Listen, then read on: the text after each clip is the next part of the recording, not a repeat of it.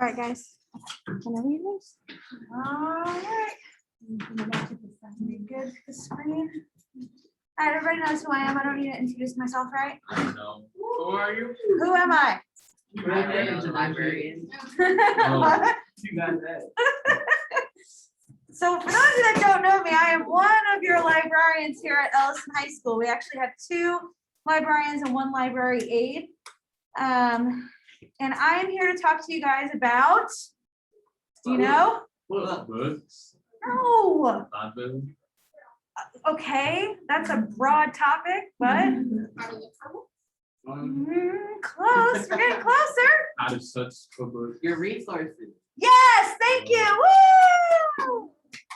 We're here to actually talk about academic databases. Wah, wah. Boring, I know. I'm gonna try and make it a little bit fun. Not that much fun because, you know, I can only work with what I'm given. So with that said, academic databases, for those of you that don't know what they are resources that helps you with research. It's all sources that are already vetted. You don't need to worry about are they credible. They're basically like an archive of knowledge is what we like to say about databases. So with that, I usually like to start with some questions. So how many of you guys have ever done a research project or paper or an assignment? Probably most, if not all of you, right? So how many of you have actually used academic databases to do those research projects? Probably not a one of you, huh? So my next question is, ooh, don't eat that, it was on the floor. Just pick it up and throw it away. Not on school floors, no way, not on school floors. So you guys have done research projects, you haven't used academic databases. So I'm guessing what you've done is what everybody does is go to Google. Google or Wikipedia. However, both of those things is not research. It's more inquiry. It's like, oh, I got a question in my head. I'm going to type it up and hope I get the right information. And then that information goes nowhere. That's not research. That's inquiry. Okay. What I'm here to do is to kind of sell you on academic databases.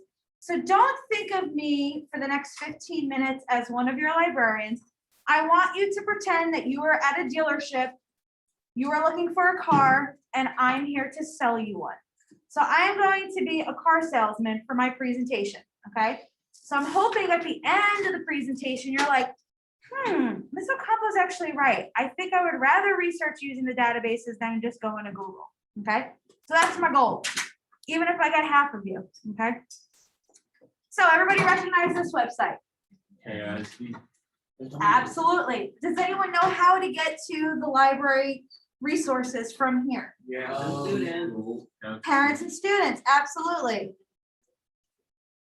And then obviously you scroll down and we're right here, right? Library online. This is one place you can get the resources. Once I click on it, you guys see this website up here, library.cleanisd.org. It's also written on the board. You can go directly to that website and then you'll get the splash page with all of the district libraries, right? Obviously you're an Ellison student.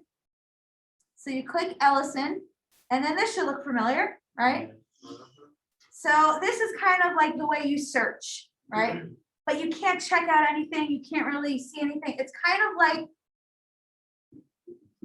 if you were on, okay, let's just say, this is kind of like, I look at academic databases, let me explain it this way. I look at academic databases like Netflix, okay? So when you have Netflix, like you have to sign in to be able to see the content, but you can see the trailers, right? So that's what this is. So think of this like just the splash page of Netflix, but you can't really view the content because you have to do what in order to view the content in Netflix? Log in. Log in. So we'll log in. Obviously use your S number and your password. And then that brings up this, your online resources. The only way you can see this is if you are logged in. Does everybody understand? The only way you can see this if you're logged in, okay? I understand. So I'm glad we're tracking, right? Just say I'm tracking, track it. So these are all your databases you have available to you. I am not going to sit here and bore you to death and go over each one. We are going to work only with this top one called Ellison. So remember how I said that databases are kind of like Netflix? Obviously, you need to log in. What are some other things that you have to do with like Netflix or Hulu or whatever your subscription services that you like? Pay, right?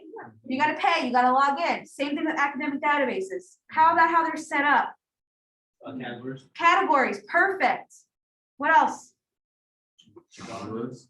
Genres, categories, genres, but yes, absolutely. Can you search? Yes. Yes. Do they offer other suggestions for what you watched? Yes. Right. Does Google do that? Yes. No, Google does not do that. So when we think of academic databases like Netflix, I want you guys to think of Google like cable TV.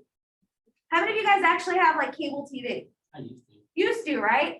So I'm not gonna tell you guys my age, but I will say I am old enough to when we only had like 4 channels. It was just the network channels, that was it. And if you could afford cable, then you had more channels, right? But only 4 channels. Yes, we only had the networks, ABC, NBC, CBS, and like the WB. So we only had like 4 or 5 channels. And PBS, yeah, but you had to like turn the TV to like 13, and then you had to change the dial underneath, and then all this craziness. It was great. Like the 60s? No, it was the 80s. Thank you very much. Good God, how old do you think I am? Anyway, so I really want you to think of databases like Netflix, or insert your subscription service here if you like Hulu or Netflix. And I want you to think of Google like cable TV. What are some things you don't like about cable TV? Ads. Commercials, ads, absolutely. Most of the time, if you're like me, I put on cable TV to scroll on my phone. Yeah. And I just have it on in the background, right? However, with Netflix or Hulu, it's like I legit want to watch something, so I'm invested in that, okay? So keep that in mind when we go through the online databases and Google, okay? Because what I'm going to do is I'm just going to search for a topic, and I'm going to show you the differences between the database and Google, okay? So here we are, back to the database we're going to be working with. It's called Ellison. There's the website, username and password. The password is Eagles. You can click directly on this link. It is a hyperlink. Right here is where you would normally have to put in Eagles, but I have the password saved, so obviously I don't have to sign in, but it looks exactly like this. Eagles, yes. So once you get there, this is kind of like all the products available to you. So kind of think of this like your Roku or your Fire Stick, right? Or your Apple TV, where it gives you all the apps. So we have Gale Academic One File, General, Health and Wellness. And the one I'm going to show you first is Gale in Context High School, where you can explore thousands of topics. So you have a research project coming up. You could have a research project in another class as well. This is not just for your English class. This can be used for all of your classes. There's, history, there's science, there's a whole bunch of things in this database. So obviously there's the search bar. Let's say you already know what you want. But here's like a topic of interest. Netflix has like the upcoming or things we think you'll like. So you could scroll through and take a look at the different topics that are available. But then here, just like we said, they have it in categories and genres. Right here, you have biographies, geography, history, government, science and health, social issues, sports. Or you could browse all 1,054. Be quiet. Or you could browse all 1,054 topics. That's right. But it's a lot of topics. But let's say we're going to do a research project on LeBron James, right? So it gives you a snapshot of information. I'm going to show you the read more here in a second. But do you see where it says on this page featured content? Does everybody see that? It breaks it down into categories. So you have 114 audio. It's probably like interviews with LeBron James. 1 website, 2 biographies, 85 magazine articles, 414 images that you can use for PowerPoints. News, 3,109 articles, newspaper articles, and that's just for LeBron James. Now, What if I go to Google and type in LeBron James? Don't talk about who's. It's gonna give you a whole bunch of links. It's gonna give you about 170 million links. That's a lot of links. That is. Now imagine you're a student that procrastinates and waits till the last minute to do a research project. Do you have time to go through 170 million links? No, ma'am. No, right? Not to mention now you have to vet the source, make sure it's legitimate, make sure it's reliable. Then you have to create that MLA citation, right? Because remember, you got to cite your sources. Compared to 3,109 news articles. Not to mention, if I scroll up here, it gives me the quick facts about him. If I click read more, it basically gives me his life story all right here. Look at that, you learned something new. Somebody in the other class was like, I didn't know he was an Olympic athlete. He was on the dream team. Exactly, but you know, I mean, I just chopped it up since you guys are 10th graders. So What? remember how we talked about, how it like suggests more? Well, more like this. There's articles dating back to 2009, as recent as 2019. However, you can view all related articles, and there's probably articles that go all the way back and then, you know, are present. So 2 things that I want to show you. If you take a look up here, you see where it says sign in Google, sign in Microsoft. You all have a OneDrive account as students, so you could sign in. Mine goes automatic where you have to put your email address, kind of like Schoology. And then let's say I want to save this entire article to talk about in my research. I can click send and it will go automatically to my OneDrive. Oh, wow. Hold on, wait, there's more. What about that MLA citation? Where am I getting that from? You know what he has it? It does, absolutely. Oh my God, have I sold cars to you guys before? No. Okay. Yeah. All the way at the bottom, look at that. You don't even need to create your citation. It does it for you. You can save to OneDrive. Oh, look, that MLA citation went to OneDrive or Google Drive, whatever your preference is. Or you can select it and it will copy and paste. Not to mention, if you are in a different class and they want APA instead, you can click APA, and that's the APA format. And these are the updated ones, MLA 8 and APA 7. So you don't have to go through OWL Purdue and then say, oh, the teacher wants me to do 8, but this shows 7, or Citation Machine or EasyBib that has totally the wrong information. So 107 million compared to, if we go back, previous page, maybe like 4,000, right? One thing I didn't show the other class was, I just kind of briefly talked about it, but let's say you want to include one of these pictures. All you need to do is download or save it to your OneDrive, and it has your citation all down here. So you can use the pictures directly from there. I'm sorry? Yeah, exactly. And then you don't have to go in. Now, one thing I know a lot of students do is they'll use Google Images, but then they'll just copy the link from Google. That is not citing your source. That's just citing where you got it from. You have to cite exactly where that picture came from. So you have to go to that link. And then you have to find that information on that link and then create a citation from there for photos. But guess what? Because the photo citation is totally different than a news article citation. But this does it for you right here. So it's saving you time. So if you are the type of student that procrastinates, using a database, I don't know if you've noticed, is going to cut your research time more than likely in half. One other thing is Gale Academic One File, or you can use General One File. I like to use Academic, especially because you guys are going to be working on either conspiracy theory or court cases. So this is another one where you can browse by the topic. Or what I like to do, I'm a visual person, I like to do the topic finder. So let's say you cannot think of a conspiracy theory that you want to use, but you want to, just kind of search for a conspiracy theory. You can go in here, type in conspiracy theories, and there's two ways to visualize it. I don't like the tiles. I'm more of a wheel kind of person. So these are like recent conspiracy theories that are in the news. You have COVID theories, online social networking, political parties, and then obviously QAnon.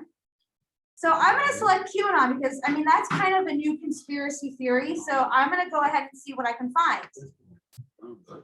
So it says right here. So I clicked QAnon and look at how many results. 60, right?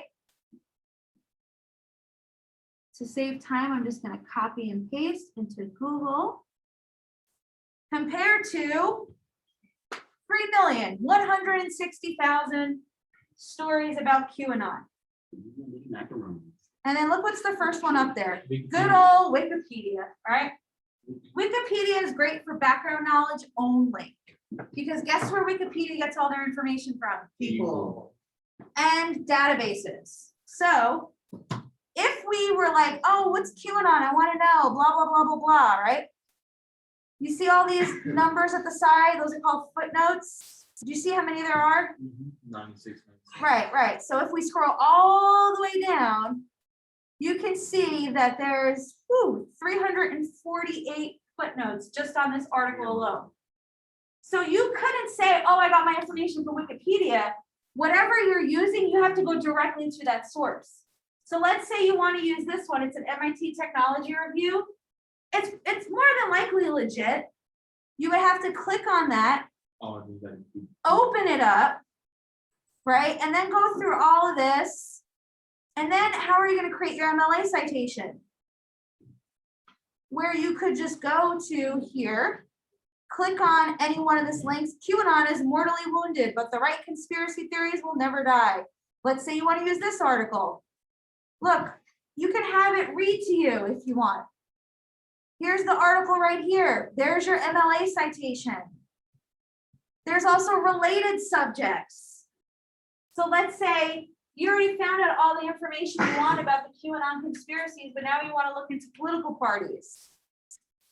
So it's kind of like, think of this like the, you ever like, I don't want to say dark web stuff, but maybe like, have you ever just saw like a TikTok and then it led you down like this rabbit hole where you're like searching up all these other things and you end up on someone else's page and you're like, oh, how did I get here?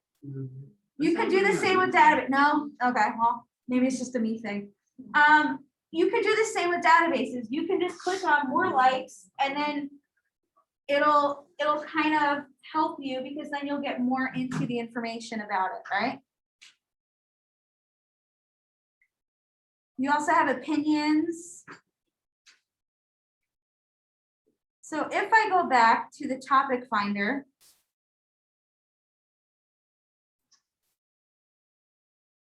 you could see that you can even select the subtopics. So let's say I want to know QAnon followers.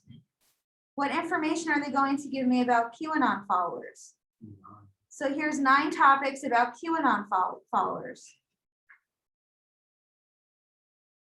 One journey out of the addictive grip of QAnon. So this is probably like somebody's, and it's from the New York Times. So it's a legitimate source. So you could use this.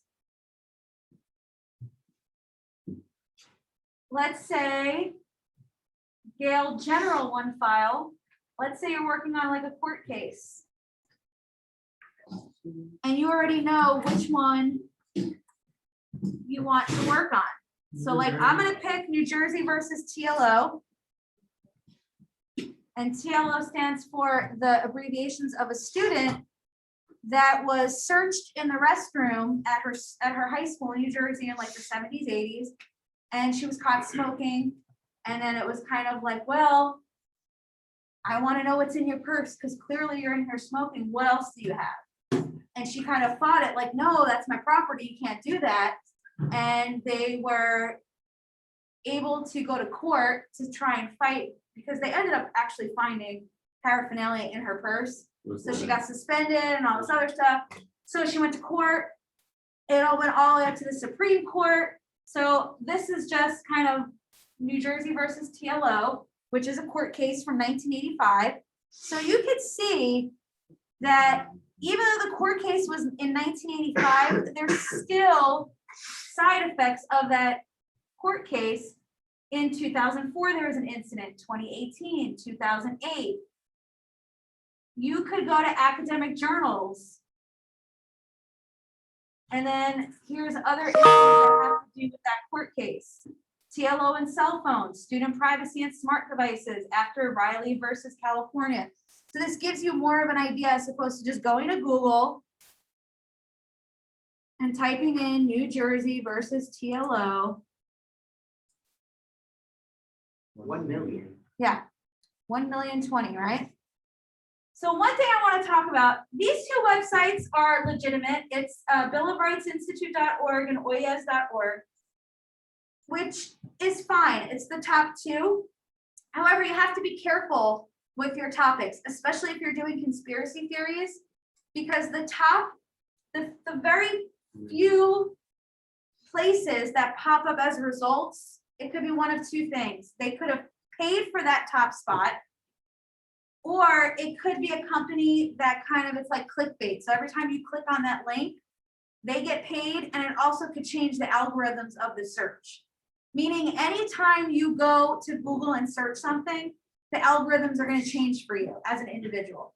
So you could go onto one computer, type in a search in Google, get 1,020 sources, go on your own computer at home that already you've been used to searching, and then get totally different results. Does that ever happen to anybody where you're on Google and you search for something on a computer and you get, a number of results, and then you go to a different computer, like, where is that one result that I was just looking?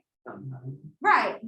That's because it's learning your algorithms. It's learning how you search, which is great, but not for research, because when you go back to look for that site, you might not be able to find it, which happens to students all the time when they come in the library.